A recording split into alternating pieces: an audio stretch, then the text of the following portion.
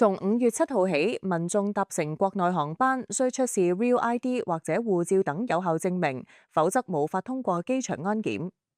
隨住政策生效嘅最後期限逼近，加州車管局 DMV 多地辦事處排起長龍。據 SF Gate 報導，三藩市嘅 DMV 辦事處喺星期一開門嘅第一個鐘頭之內就排起咗長隊。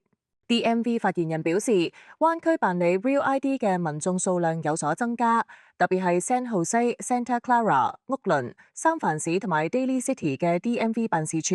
為咗應對辦證人潮，位於 Folsom 同 Carmichael 嘅 DMV 辦事處將喺4月14號至6月27號提前一個鐘頭開門。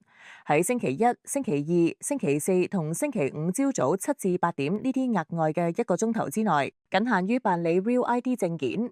申請者務必要檢查所需文件，包括公民身份同加州居民身份嘅證明。天下衛視記者編輯報道。